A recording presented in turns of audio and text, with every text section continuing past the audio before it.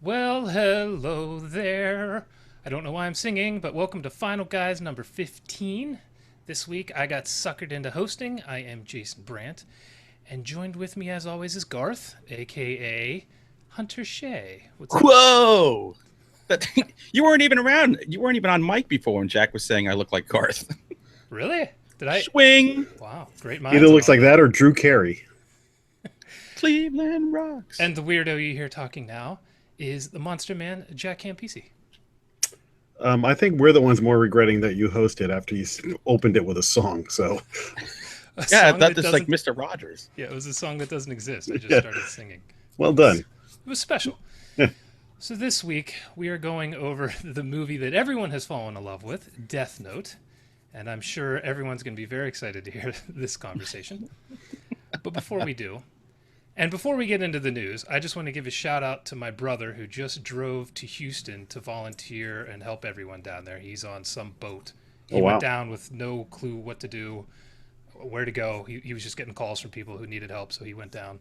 So stay Wow, safe out there, brother. Keep doing what you're doing. good for him. We need more Amen. people like him. All right, Jack, hit us with the bad news of the week. I am going to start off with bad news. Uh, Son of a the, bitch. the big news is that Toby Hooper. I was going to make a joke about that when I first was aware of him. I called him Tobe. Toby Hooper passed away at the age of 74 on August 26th in California of natural causes. This man is one of the legends in this business. I think if there was a Mount Rushmore of horror filmmakers, this guy's probably on there. Some of his movies, Texas Chainsaw Massacre, Salem's Lot, Hunter Shea's favorite, The Funhouse, Life Force, Invaders from Mars remake, Texas Chainsaw 2. I mean, he's been his. I'm sure you can go into some of the things he's done, but I mean, basically, when you saw this guy's name on something, it was something that you were enjoying watching. Life Force is a movie that has to be seen by everybody. That is naked vampire from space. That was just it blew my mind as a kid. I mean, I'd never seen that much nudity in my life before. Yeah, we In a should horror forever movie. thank him for the beginning of that movie. Ooh. I thank him for many things. Yeah. Hey, listen, he did Salem's Lot, which is one of the best Stephen King adaptations, and the thing you remember from that is the vampires are so damn cool in that. So Yeah. I did not hear that he died. I've basically been off the net for a couple of days. I had no clue till you just said that. oh yeah, the other day. What's today? The 29th and the 26th. He died a couple of days ago, but the news this morning reported it like it just happened. I was like, you guys are morons. Legends are dropping like flies in the genre this year. Yeah, this is really. rough. All we have left is John Carpenter, right? That's it. We don't have Wes Craven, George Romero, Toby Hooper. That's. Carpenter has looked like death for the last decade or so. I think that's how he's evading death because every time the Grim Reaper like hovers over his bed, he goes, "Oh, he's gone already. I'll just move on." It's on the Keith Richards plan. I will say though, like when I first saw his name, I always thought it was Tobe, Oh, so did I. and it's a hard habit to break because then I know it was Toby, but then I would like make a joke about it. Then I'd be like, "Oh, Tobe." So yeah, so that's the sad news. Um, now I've got some weird news. So remember the other day, like a couple episodes ago, we were lamenting how we did not all want to go see Saw in the theater. The next one that comes out, Jigsaw. And it's like off the cuff just said, I wonder how many Saw movies there are anyway. Well, it turns out that Jigsaw, which comes out on October 27th, is the eighth film in the Saw franchise. I was like, what? Eight? There's freaking eight or seven now and eight to coming. Well, the reason I bring this up is because the entire Saw franchise is now on Amazon Prime. Oh, So God. here is your chance to Joy. catch up. I thought you were going to say we should go through and watch them all. I was just going to shut the stream off. Yeah, no. I here's my story about when I saw. I went to the 2004 Boston Red Sox World Series parade, which is pretty much the thing I'd been waiting for my whole life, and I was hammered by 11 o'clock in the morning. That night, up in Boston, my friend and I went to see Saw. And I'm pretty sure I fell asleep in the middle of that. And it was like, my friend like, were you asleep? How were you not terrified by that? I was like, oh no, I was awake.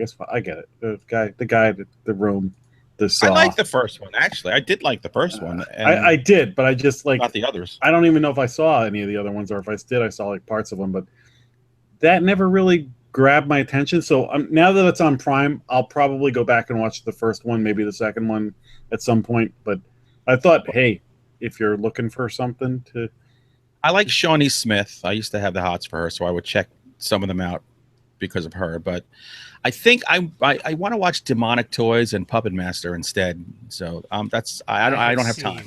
Every Puppet Master. I own almost all of them. They're treats. They're making a new one with Barbara Crampton. Are they really? Yep. Yes, please. Mm-hmm. Is that it? No, I'm trying to now. I'm trying to check out the chat, and I can't find our chat. I thought you were looking for your puppet. Get over here, Ingrid. All right. So, well, I can't rely on you two. Actually, I have witty banter. Sorry, I stopped talking for a second. Jack says, I love being with my puppet because my member looks so big in her tiny puppet hands. That was just okay. Right. We're going to book you on open mic night. What a zinger that was. Ooh. Zing.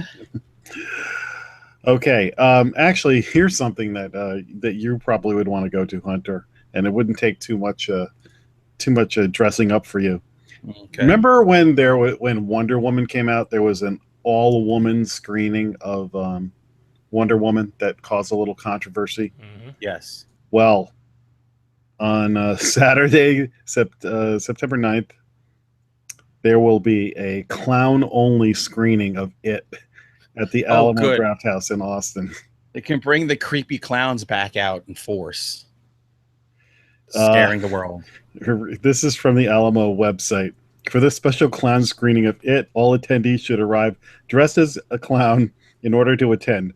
Please arrive early and join us for a barrel of fun beginning at 5:30 for an It pre-party where we will have face painters available for clown touch-ups, a photo booth, raffles for prizes, and other terrifying merriment. Please arrive in your own Pennywise best and be ready to float with us. This is why Alamo is the greatest place. This sounds like the greatest idea I've ever heard.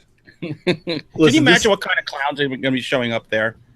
This is the place that shows Jaws in a lake with a fin going around. They've shown Caddyshack on a golf course.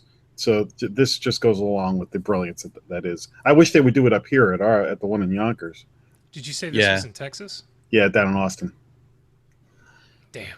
I think here in up by us, they're going to do Killer Clowns from Outer Space because it's Clown Month at the Alamo. So there's a bunch of clown-related movies playing all week, every week. Well, I'll tell you this much. I'm getting a freaking shotgun, and if any evil clowns come anywhere near me, they're going to be all red and no white.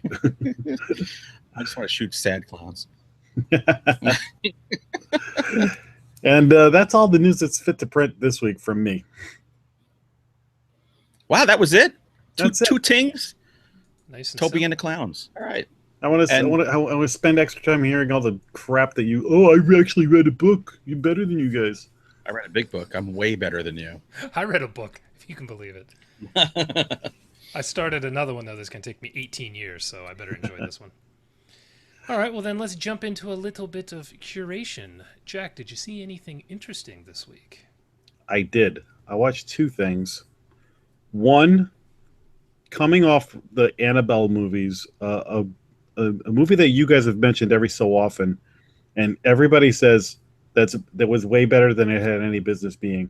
I watched the Ouija, Origin of Evil. Yes. Which I never watched the original one. So I know this is like a prequel to it. So I don't have anything to compare it to as far as that.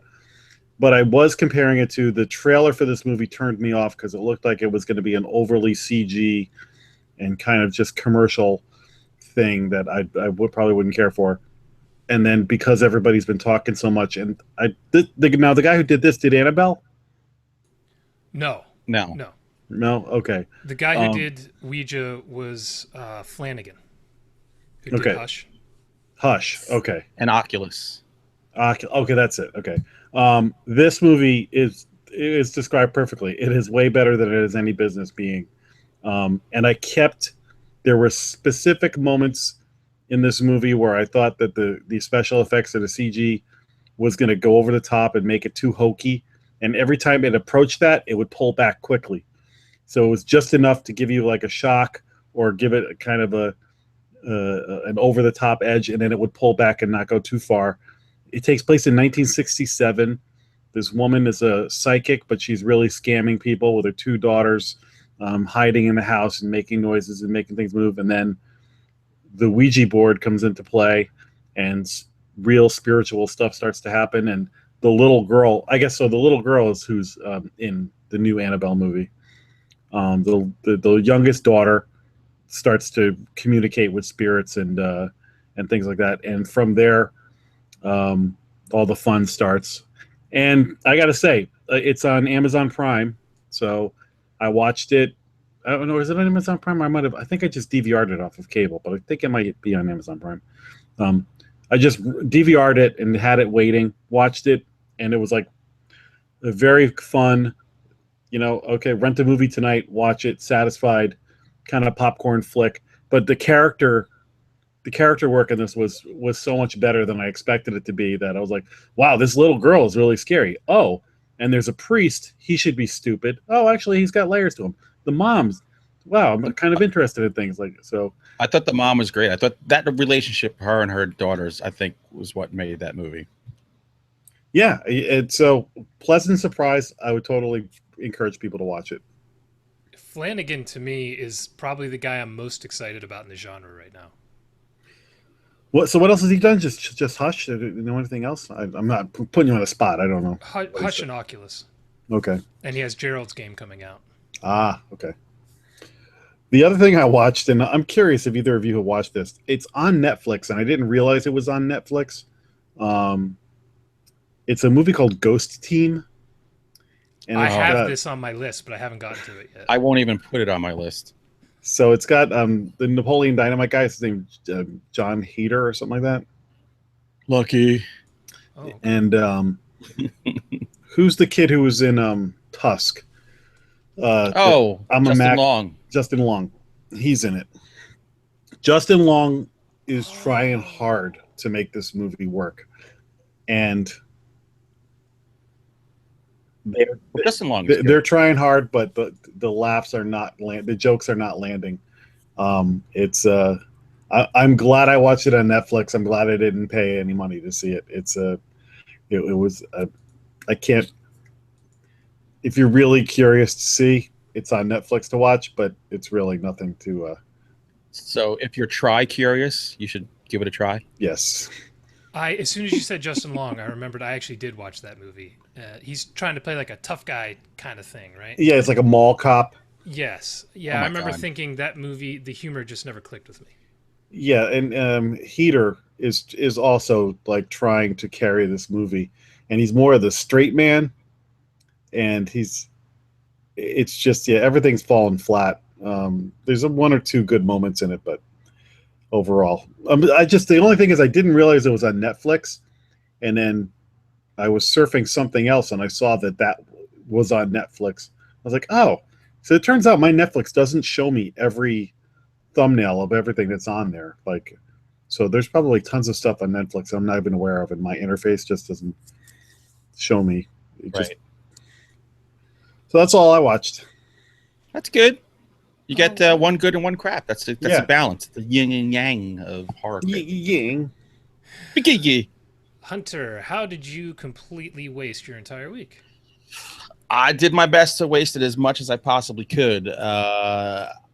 Because of you and your recommendation, I sat down with my wife and I said, oh, it's noon. Let's take a little break and watch I Am a Ghost. Ah. And? Little Jason said he liked it. I was, at one point, I recalled you saying, are we going to watch her make fucking eggs for this entire movie? Because she's trapped. Jason said he liked it. Oh, there I am again. Hey, I'm everywhere. We have one person watching us live. It's us. But Oh, I think I'm learning something. When you watch this on an iPad, I don't think you get the chat. Oh, missing out the best parts. Let me turn the interface. We're Go learning on. that Tim Meyer thinks Death Note is the greatest thing ever.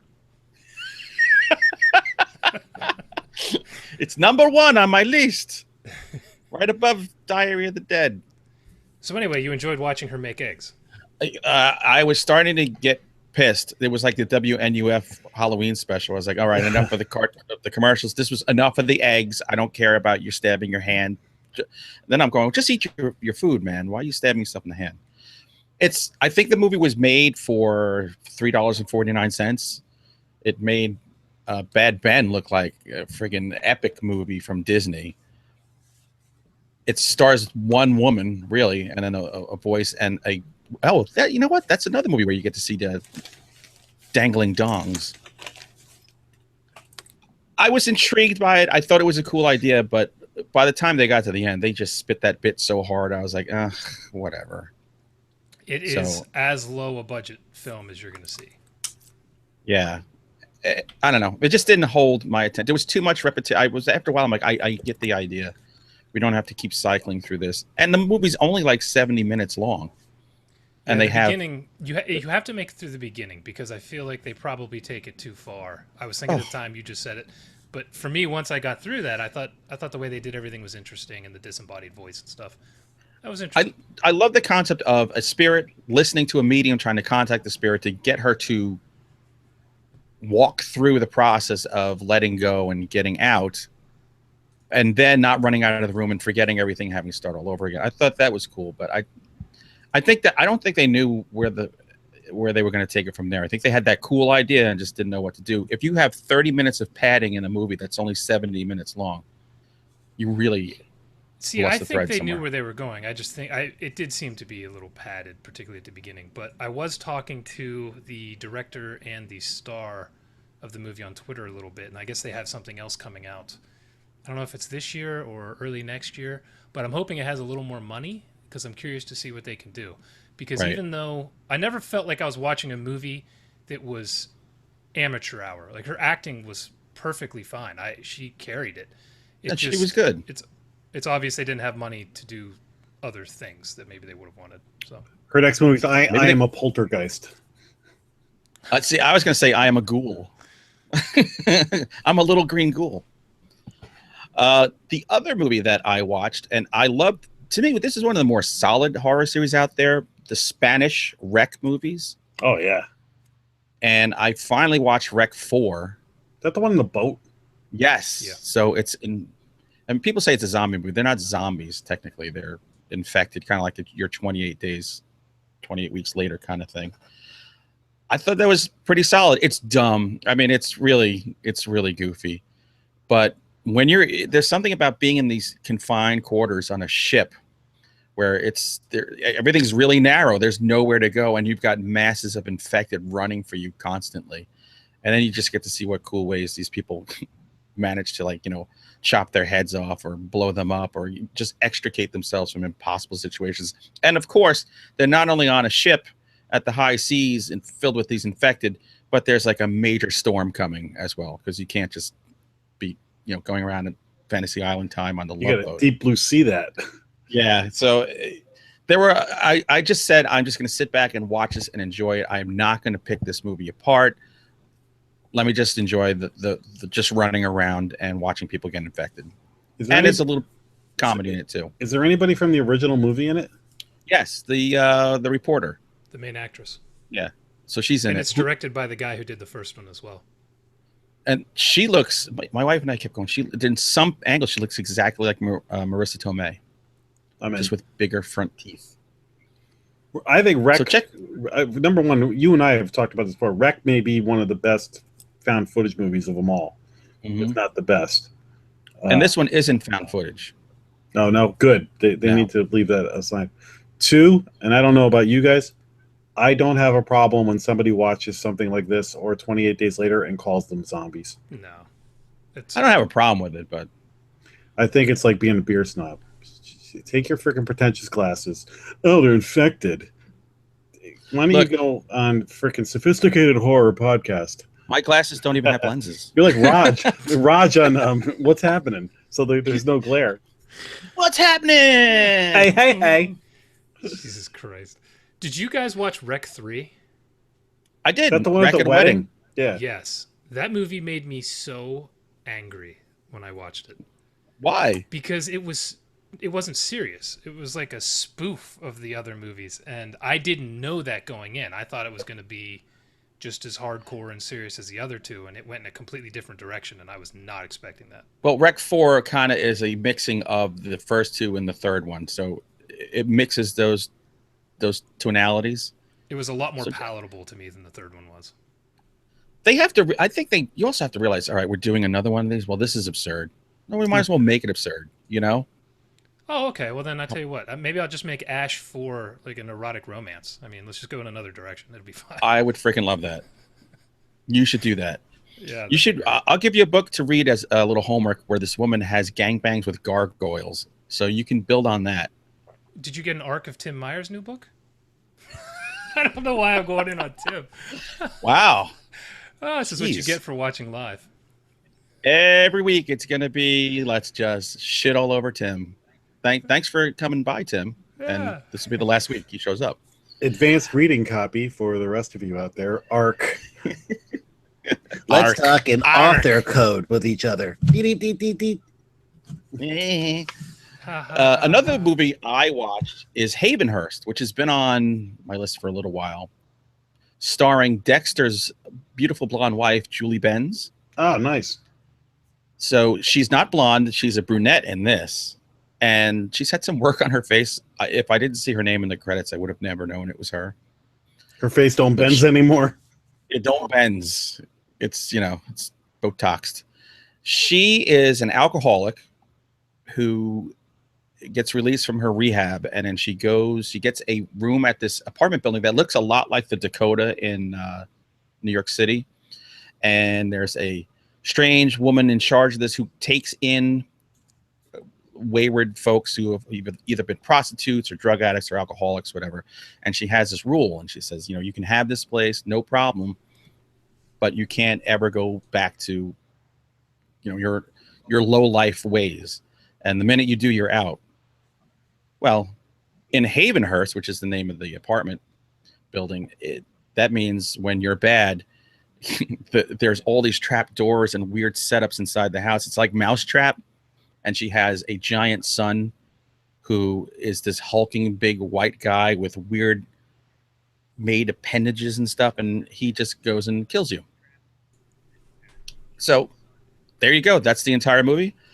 It is nothing that's going to strain your brain, but it's kind of fun. There were some things where he was popping in and out of panels and underneath beds and stuff that looked really cool. So if you ever wanted to see the game Mousetrap turn into a death trap, well, there's your combo for you.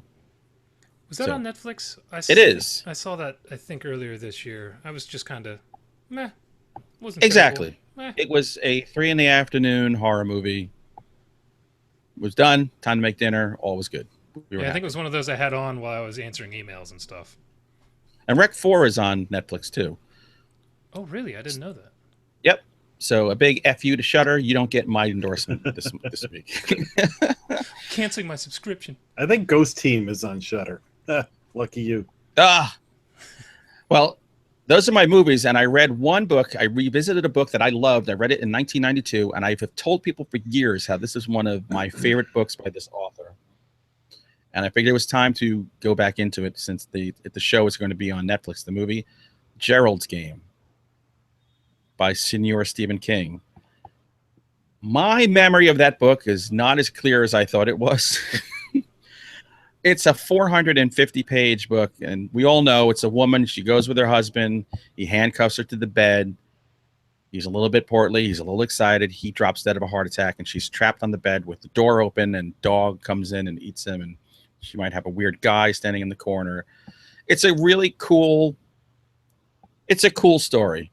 The only problem is it is hundreds of pages of her internal dialogue. And I guess to keep it moving, she creates characters of her youth and parents, friends who talk to her. So that way you have some sort of dialogue going on, but it just kind of drags, man. I know that it was supposed to be a short story and he made it into a book. I think if you did a novella of that, it may be 150 pages. And I'm not a short attention span person with books, but to me, it just seemed really, really padded. It's still good. I mean, it's still Stephen King. And by the time you get to the last few chapters and everything is building to this head where she's already, I won't spoil it, but anyway, I could not stop. The last 60 pages, and I had already read 100 pages, and I figured I'm going to stop right now. And I just couldn't. I had to just power on to get to the end. I just ignored everything I had to do. And that's what he does best. Because when he gets on a roll, you want to just jump on that freight train with him and ride it to the end. And so check it out and then go watch Carla Gugino get chained up and enjoy like I will. I think I'm going to take that route. When does that come out? In the fall. So September, October. I'm looking forward to seeing what Flanagan I think it's September. That's a Flanagan movie, right? Yep. Mm-hmm. Yep. All right. Is that it? You only read one book? I find that hard to believe. Or one you're going to talk about. That's the only one I'm going to talk about. Exactly. Okay. All right. This is actually a short week for me. I did a little traveling. So I watched a movie called The Broken, which was on Shudder, I believe. It starred Lena Headey or Headey. I don't know how you pronounce her name. Oh, Headey, yeah. Headey? Yep. So I'm a huge fan of hers. Anything she's in, I'll watch it. This movie had a great premise. It had the color palette was kind of similar to, did you ever see Darkness from 2002, starring Anna Paquin? Yes. It had that kind of a palette, the way it looked. It had real high contrast. The shadows were dark. The whites were kind of bright. It kind of creates an interesting look. Something that they kind of did like 10 years ago, which is probably about when this movie came out. So all that was good. The story took forever to develop, though. And it was probably halfway through the book, and I still didn't understand what the issue was. What are we supposed to be scared of? So it was a first-time director when I looked him up, and I would care to watch something of his again to see the progression he makes. But this one didn't quite do it for me. It was getting close at times, but it never made that big step that got me really into it. So it was all right. For nerds like us, it's probably worth watching, but nerds, Did you watch the more important Lena Headey thing that was on Sunday? I did. I was going to mention that next. But I do want to say Lena Headey is all kinds of naked in The Broken, so I'm in. Score. Done. Burying the lead there. Who's going to make us a boot meter so we can feature that prominently? We really should. We should have something in there. If we put that on our website, we'd get traffic. Yeah, really. People will know if they need to have their pinus ready when they start these movies. Call back. That's like been 10 weeks now. I was reading something, they had the pine, like people like talking about going in the pines, and now I read pines as pinus. And I was thinking of dick trees. If I were to ever meet Chris Pines, I would probably call him Pinus by accident. Oh my God. Yes, I did watch Game of Thrones. Did you guys see the finale of it? No, I haven't watched the last 3 episodes. If you say something, I will punch you in the vagina. No, we should punch you in your vagina. Why haven't you watched it yet? You idiot. It's a cultural thing. You should be up to date. I read 15 books this week. Watch Game of Thrones and get it's a cultural thing. You want to really be with the zeitgeist of what goes on in this culture. All right there, buddy. You Trump supporter, you. Oh, I'm sorry. I can't talk about the hottest show on TV because you haven't freaking watched it yet. Oh, no, and other people might not have watched it either, so shut up. Tyrion dies. So anyway, before you two lost your minds, yes, it was great as expected, and I'm really looking forward to the last season, and I think we'll have maybe some more horror-ish stuff to talk about in those last couple episodes. So I'm pretty pumped for that. I can't wait. Although, unfortunately, there was a rumor that the next season wasn't going to come out until 2019. Yeah, that's what I've heard. So we got to take care of ourselves to live another couple of years. I know. Better slow down on the boozing. Not going to be easy. I keep looking. I'm like, I got to make it through the next 2 Avengers movies, and now this stupid thing. I don't got that many laps left in me here. We got to get this stuff going. When do they start doing like the offshoot shows? Good Lord. I don't care about those. The Cersei Variety Hour. I I'm can't in wait on for that. that one. Cersei and Danny pillow fight hour. That would be great. And finally, I read a book based on the movie I mentioned maybe 2 weeks ago now, 68 Kill. I decided. Oh, the Bryan Smith book? Yeah, I decided to read the novel. Have you read that one? I haven't. I have it, but I just haven't gotten to read it yet. It's as crazy as the movie, probably maybe even a little crazier. It's a very close adaptation, which made me happy. The writer and director of that, whoever, they did a really good job adapting this. Very faithful. A couple little changes, but I actually feel like that was good for the medium. Bryan Smith's a good writer. If you've ever read him, his stuff gets absolutely crazy, and this book is nuts. Lots of sex, lots of violence. If that's your kind of thing, which you're watching the show, so it probably is, he's a damn good writer. This was less bizarro than some of his stuff. I don't know. He did a lot of straightforward stuff too, because he was part of the Leisure Books horror line in the early aughts. He's really good. I would definitely recommend this. That movie just rolled out of some festival. I forget what it's called, and just hit VOD, and that's kind of causing a buzz right now. I was actually thinking of watching that this week. That's got the girl from the movie I was talking about last week. I forgot the name of it again. The star in that movie. She's I don't know her name, but yeah, it's a good movie. Definitely check it out. It's a lot of fun. Tonally, it's very different, and I liked it. The guy from Criminal Minds is in that too. Matthew Greg Grubler or whatever, playing very outside of type. I've never seen Criminal Minds. I would be curious to hear what Bryan Smith thinks of the adaptation, actually, how much he enjoyed it.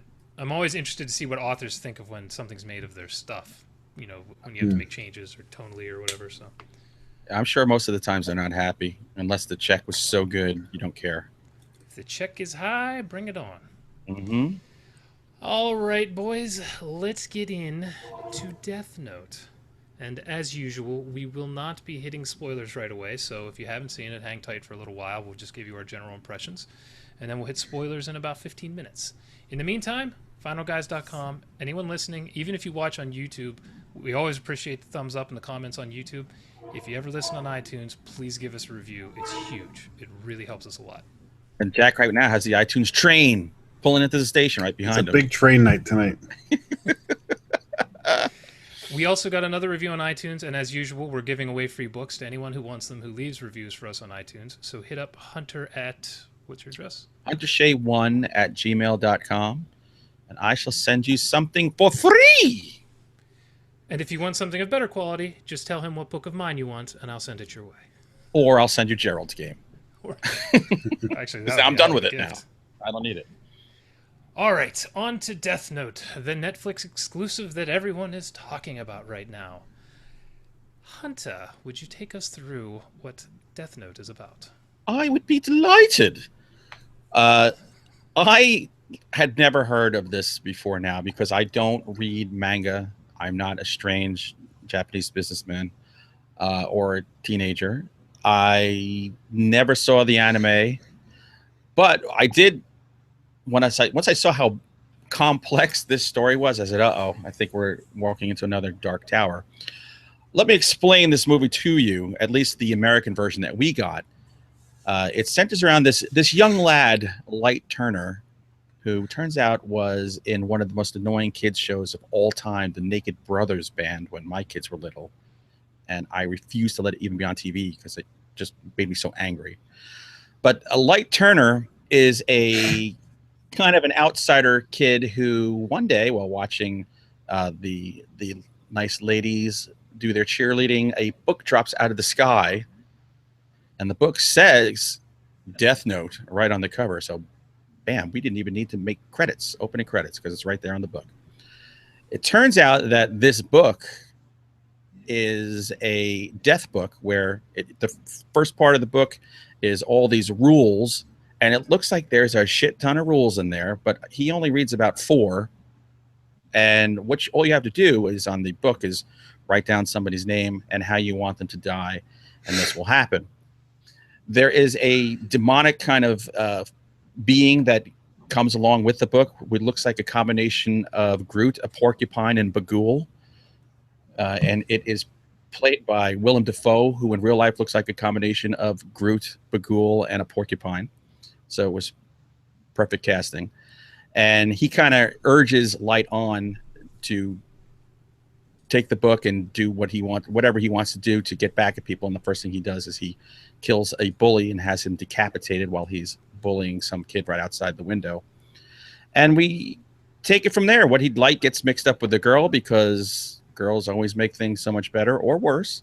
And you have a combination of a Bonnie and Clyde or Mickey and Mallory situation with a book, and they decide to not just go little and kill schmucks locally, but to go globally and kill big public figures and make it in a way where they've created this kind of terroristic organization that people think is going around killing these people, and they become anti-heroes around the world.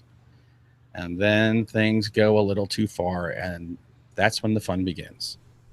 So that, my friends, is Death Note. That was a very precise description. Death Note. That's pretty good, right? That was coherent. What the hell? You going quirky over there, Jack? Quirky and Death Note. He finds Death Note. Cake Boss. Cake Boss. Oh my God. So, what did you think of it, Hunter? As a Death quick Note. little... I went there as a perfectly blank slate. I think it's directed by Adam Wingard, who did Your Next and VHS and The Blair Witch. I think he's a very capable director. After he did Your Next, he was the director that I wanted to watch the most. And he has interesting choices with angle, the way he shoots a scene and frames things. And I think it's professionally done. But just like The Dark Tower, I kept feeling like I was missing a whole lot in this movie. And it's because you're trying to cram this giant storyline into an hour and 40 minutes or whatever it was. I liked believe it or not, I liked the love story between Light and his girlfriend, because you immediately knew she had an edge because she's practicing cheerleading and smoking a friggin' cigarette. So, all right, I've seen your type before. I've dated your type before. The guy who plays his father, he's been in a lot of big movies. He always looks like he's just sharded. He's got a shart face, perpetual. I don't know if it's some Botox thing or bone structure. But as soon as he popped on, I said, oh, that's Shart Face. So we had Shart Face. Who let the dogs out? We've got trains. We've got Jack with Tourette's, and now we have dogs. It's all gone insane today. God damn it. God damn it. God damn it. Can a dog ever bark without you like stopping the show to be like, oh my God, the dog barked? Just let it go and keep talking. No, I think it's more fun to say who let the dogs out. It doesn't matter. I cut all this shit out of the audio portion anyway. So to me, it seemed kind of like a tween horror movie. It definitely wasn't made for me. If you wanted to make it for me, I don't know. It would have had a harder edge to it. It just seemed like an old John Hughes movie with Willem Dafoe as an ugly ass demon that was kind of funny and ate a lot of apples. I don't know. It missed the mark for me. It looked pretty. It was just dumb. Jack? I too had never ever heard of this. Was not aware at all that this was the thing. When he said Death Note, I'm like, what is that?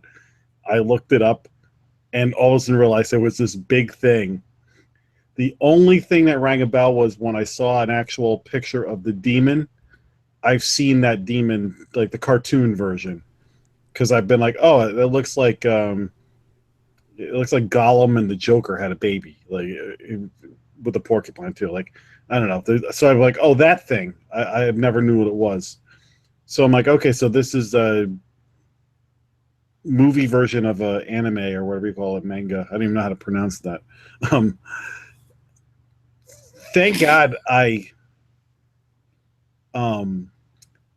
that I read that first, because if I had been watching this and didn't know that this was a film version of a anime thing, I would have been like, "What the hell am I watching?" They talk like they're in an anime. Especially there's a detective guy who's chasing them, and he talks exactly like he's out of a Japanese anime. All they were missing, you notice, all anime always has a girl who does this a lot. It's because they're pervs. It's so weird. So I didn't know what to expect. So I'm watching this, and then it was funny because I read a bunch of reviews from this afterwards, and having no attachment to the source material meant that my view of this is so different from somebody who loves this material. I watched it. I was kind of like, that was pretty good. That was kind of dumb. This is kind of weird. I felt like at the end, I'm like, okay, I just watched like a Tales from the Dark Side that's a little bit longer and with a higher budget. Like, that's what I felt like. It was like, okay, Netflix, like, it's no better, no worse than half the crap I watch, and nothing that I'll really remember. It might be something like, oh, you check out that weird movie Death Note, but it just was just like another thing. But now watching what the people who love this material are like so angry. I guess they just they're pissed so bad that I'm like, this is why sometimes I tell people I think it's better. Like, people say, oh, you should read the book first, then see the movie. I'm like, sometimes it's better to see the movie first, then read the book, because then you'll enjoy the movie and then go to the book and you'll get more out of it.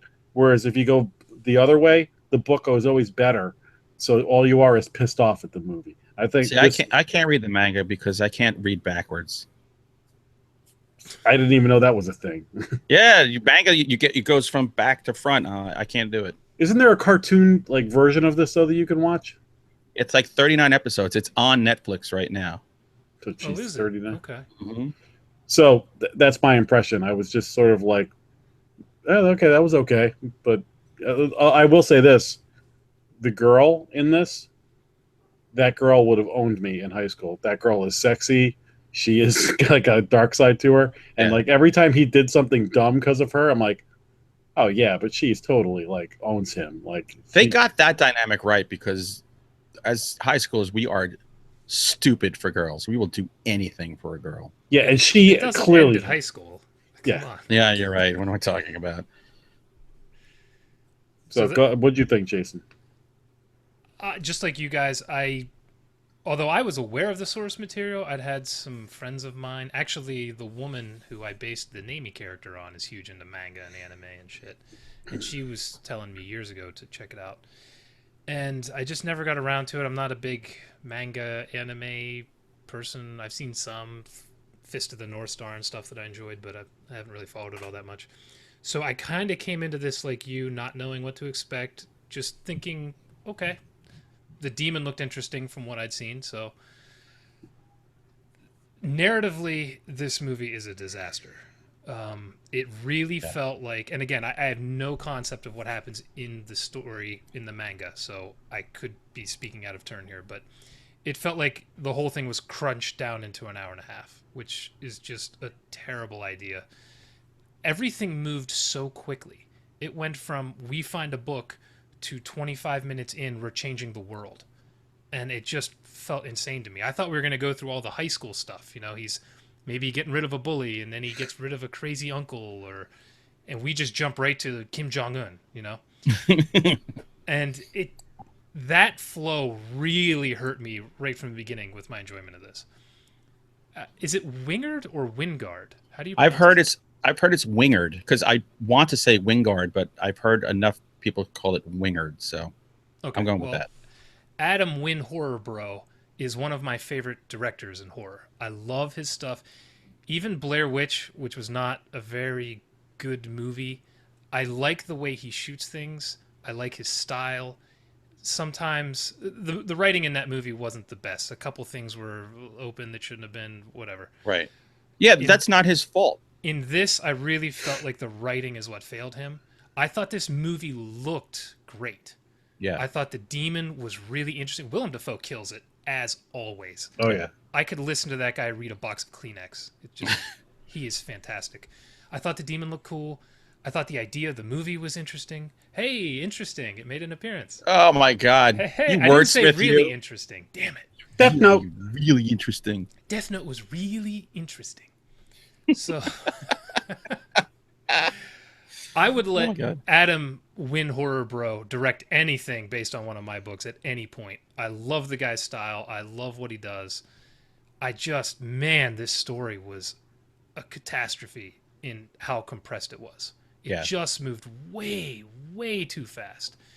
I would have liked to have seen more of the relationship between the guy and the girl. I would have liked to have seen that progress. Maybe him dealing with his mother's murderer, which is it's not a spoiler. That's right at the beginning of the movie. But that But happened so fast. That could have been a whole movie. You know, if this was maybe a 10-episode series, and this whole story was stretched out, I feel like it would have had a chance to be a home run. Maybe not as an adaptation, but I feel like you would have allowed the narrative time to breathe. So that's pretty much where I'm at. It was a mess, and it didn't need to be. What did you guys both said you liked the demon? Is that right? Oh yeah, he was the best part of the whole thing. Yeah. He looked really cool. Defoe's just, I mean, his voice. He was Green Gobbling it pretty hard. And it was glorious. So one of the touches that would have been interesting if they'd gone into it was the apple thing. The demon's always eating apples, and Right. they never Forbidden went into, fruit. They never went into anything deeper than just you see him eating apples and you saw a picture of him with the apple. And I thought there could Yeah. have been something fun there. you I know? kept thinking there was a biblical relationship to the apple. That's what I was assuming. Some kind of Adam and Eve thing or something. I don't know. But He just likes apples. yeah, he just eats apples like a crazy man. But He's he only got the- takes little bites the whole way around. He doesn't just eat the whole thing like you'd think a demon would. He's got a weird shaped mouth. Like mango. He suffers from green apple splatters. Anyone else Nope. have any? I'm trying to think of things that we liked, right? Like, I wish I had a Death Note book that I could write your name in, Hunter. Well, we you know what? Good, kill me. And you know how you have to imagine their face. I would have those glasses on, or no, I have your peace glasses on. When I Oh my God. I have something I would have liked to have seen them go into. When he's basically trying to figure out the demon's name at one point, he does it for about 10 seconds, yeah, they drop it. and then that's just gone. That could have Yeah. been a huge arc through the whole thing that would have been really cool. Hey, really? And they just dumped Cool and really interesting. Mm-hmm. Horror, bro. Oh my God. Death Note. Hunter, what did you take of the beginning when the book just fell out of the sky? Did you like that, or did you feel like it was too crazy? I don't know. I thought it was kind of dumb, and that he doesn't really question it, just picks it up. Did you notice that when the rain started falling, the way that football team ran, it was like acid rain was pouring down on them? Have you ever seen people lose their shit in a rainstorm like that in your life? Football teams are supposed to play in the rain. That was the first thing I thought. Me too. I It's could like, see the cheerleaders running, but everyone Yeah, else, I was like, if it was a baseball game, okay. yeah, I don't know. It was so weird. I think that set the tone for the entire movie, which is like whatever. Every time It's just something gonna happen. silly happened or there was like clunky dialogue, though, I kept going back to, like, when you watch an anime, it sounds like a dubbed movie, and they're doing that over dramatic thing that those things do, and these people were talking in that way, or something would just happen quickly and conveniently, and I'm like, oh, this because I'm really watching a cartoon. I'm not watching a real movie. And had I not been aware that this was an adaptation, I probably would have like thrown a rock through the TV. But instead, I was like, okay, I'm just gonna roll with it, even though it was just I felt like I was watching a live action cartoon, Right. With the kid from the Naked Brothers band. which I also am not familiar with. Oh, you wouldn't be, and you should thank God you're not. I have another positive. It just hit me. The music. It ended. Loved the music in this. Oh, the score is good. There were two parts where I felt that the music did not match what was happening on screen, but for the most part, I really enjoyed it. And that was at the end. There was one sequence with a ridiculous song playing over something that was supposed to be intense. Did you like the wacky chase where they were like running through restaurants and stuff like that? And I did.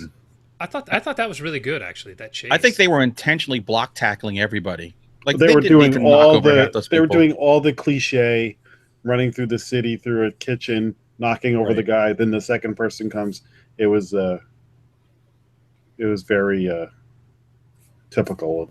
Yeah, I took that as intentional though, as like kind of the goofiness of the movie, but I could be wrong. But I really did like the music. They could have developed the detective guy and his mentor. They really didn't develop those two too much either. There was a whole thing. We can go into spoilers. There was a whole thing there too that they could have gone a little deeper into. This probably should have been a 2 or 3 part thing at least. Minimum. All right. Well, it kind of ends where you think there might be more. Yeah. But I don't think after this critical reception there will be. Yeah, let's just jump into spoilers here so we can get this out of the way. Yes. Anyone who hasn't listened, as usual, finalguys.com, blah, blah, blah, blah, blah. We're always talking to people on Twitter and on YouTube, so if you want to reach out to us, those are probably the 2 best places. And you can not just watch and listen to us shit on each other, you will see it in written form as well. So, if you haven't seen it, bow out now. Let's jump into spoilers. Death Note. It it ended. So everybody, it just came to a conclusion, and then I turned it off. I wanted to go into the detective character who covers his face and then just doesn't. The guy from Get Out, who was Yes. kidnapped in the beginning. He was actually a good actor, but this role was ridiculous. Eating candy with his face covered up, and just I'm eccentric. I'm an eccentric genius criminologist. That character was the biggest example of. I'm like, okay, there must be so much more to this guy in the cartoon.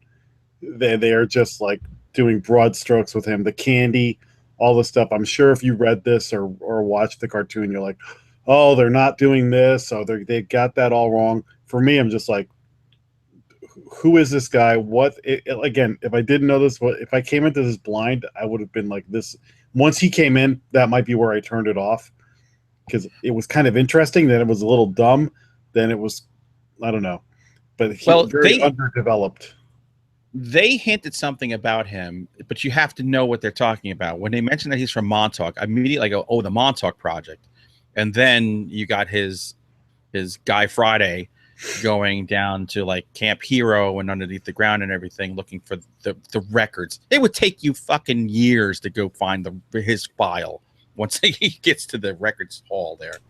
But if you know the Montauk Project, then he's probably some output of psychedelic drugs and time travel and all kinds of weird stuff that might enhance his brain. But they just glossed over that and just assume either you know if you know it, great. If you don't, well, screw you. We're just gonna look for a file folder. Way too rushed. They could have done, if this was a show, they could have done a nice 3 or 4 episode arc on trying to figure out who in the hell this guy is, what his background is, what's going on with the sugar. How about they keep mentioning rest makes a sound mind or some shit, but that never played into anything. They could have done a whole bunch of stuff with that, and instead we just had to just burst through this like a runaway train. Yeah, that was the problem. We were either missing stuff or they would just throw hints to things and go nowhere with it. So narratively, it's a mess. Visually and audio, it's pretty. It's because Wingard has a little bit of Raimi and Robert Wise as a director in his DNA, and it comes through in every movie he does. The main character, Light, and then the detective guy, what the hell was his name? L? Shartface. No. L. L. Both guys, there came a point where I was like, I'm not sure who I should be rooting for, but the one person I was interested in the whole time was the girlfriend. And, she had her motives were in question.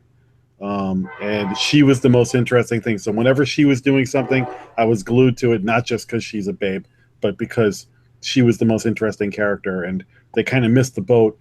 The detective guy was interesting, but he kind of goes off the rails after a while. Yeah, God. I liked the actor who plays the detective, and I liked the beginning of his character when he's arguing with the son about what happened with the mom and things like that. But they never go into what he did or didn't do with that investigation that had the son so angry.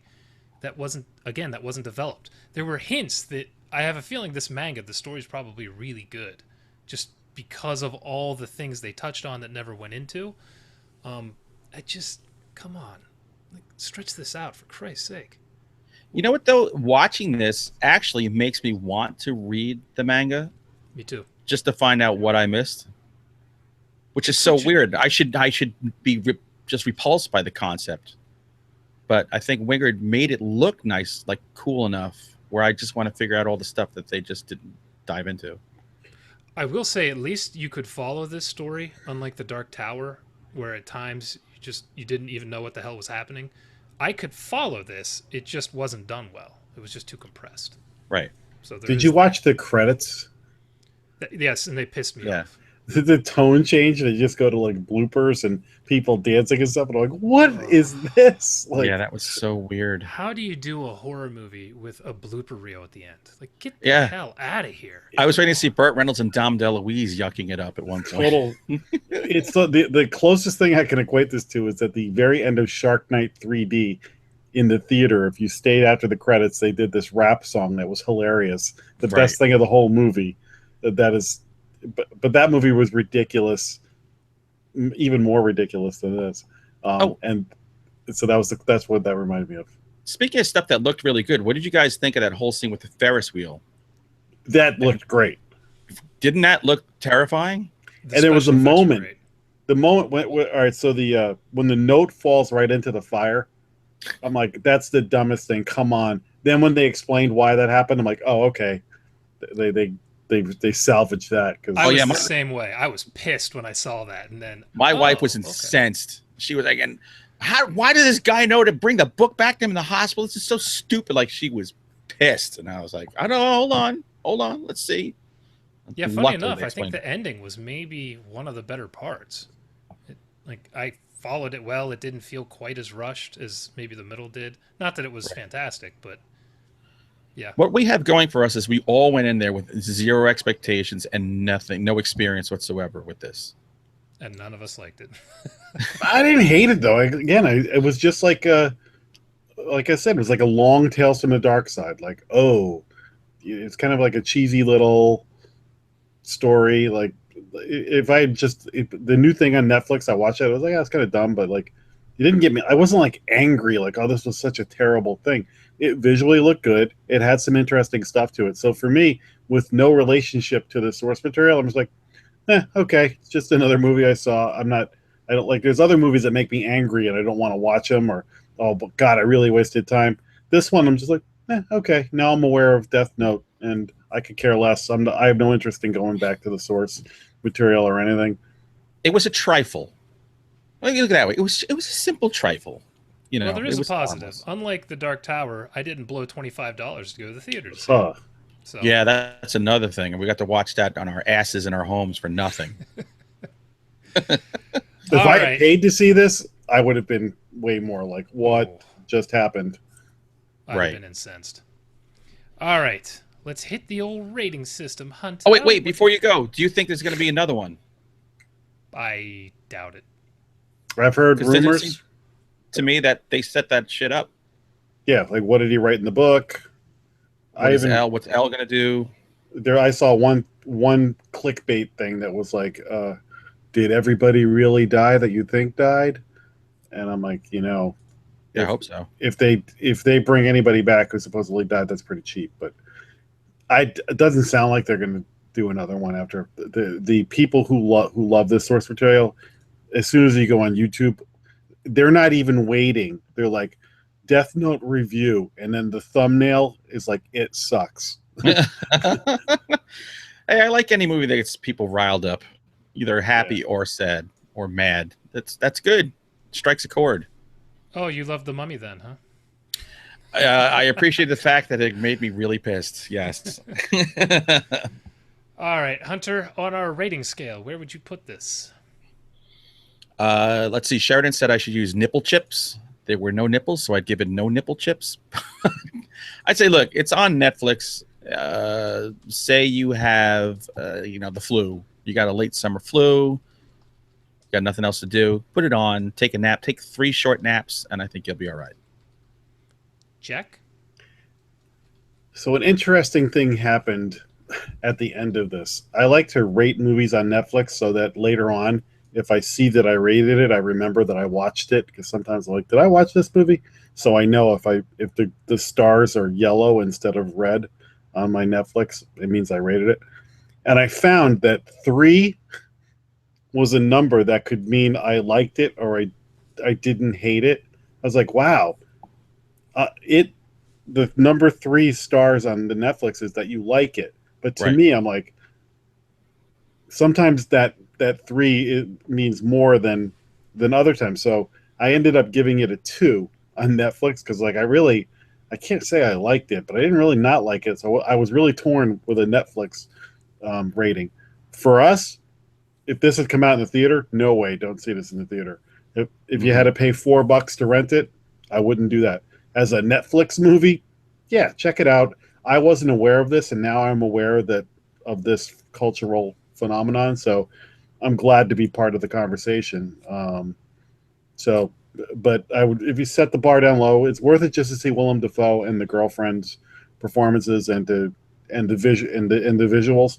But I'd set the bar low, and if you appreciate the source material, you probably have already watched it and are throwing stuff at your computer right now. Well, first, let me say that it pisses me off that you still have a star system in Netflix. I have that stupid thumbs up, thumbs down. Oh, yeah, we got stars here, too. Well, you know why? I have a couple of different ways I can access Netflix, and one is through like my Amazon box, and one is through my TV. And I prefer to go through my TV, and I get that like the older interface that way. See, I have it on both my TV and my Fire TV. It's both thumbs up, thumbs down, and it pisses me off. You want to give it a middle finger?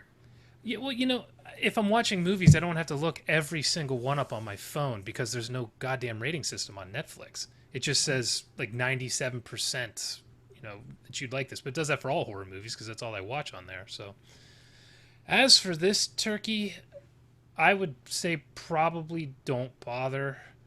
If you're strapped to your bed and the demon's cool, Adam Wingard Horror Bro always makes his movies look and sound interesting. But the story is a complete mess. I mean, I can't say that enough. It's really hard to sit through. Seeing that there is something here, that the kernel, the idea, is really interesting. And then you see the way it's developed, and it's frustrating. So, look, if Tim Meyer could only get through 20 minutes, then the story is a total disaster. Yeah, and Tim is trying to nominate The Dark Tower for an Oscar this year, so... He just bought the screenplay for $300 on eBay. The whole thing is as I say, yeah, it's Netflix. You might as well watch it. There's another part of me that says, okay, take inventory of the horror movies you've seen and haven't seen or haven't watched in a long time. And if you've never seen Reanimator or you've never seen From Beyond or whatever, don't waste your time with Death Note. Go back and watch some of the old stuff. And catch up and get your catalog up to date rather than wasting your time on this. However, if you're just looking for something new on Netflix and you're folding laundry, go for it. If you're looking for something new, go watch Bad Ben. You'll thank us. Yeah, Bad Ben. Damn it! With that note, we're going to start. Everyone in the comments is talking about starting a Final Guys cult. I think we might start a Nigel Bach cult. Oh, my God. The Bad Ben cult. So... The cult of the fat goddammit. We are out of here. Death Note is in the books. Next week, we are watching, what the hell was it? The Greasy Strangler, which I've never heard of, and I have a feeling Hunter and I are going to be in a fist fight by the time next week's episode rolls around. You could write his name in the Death Note.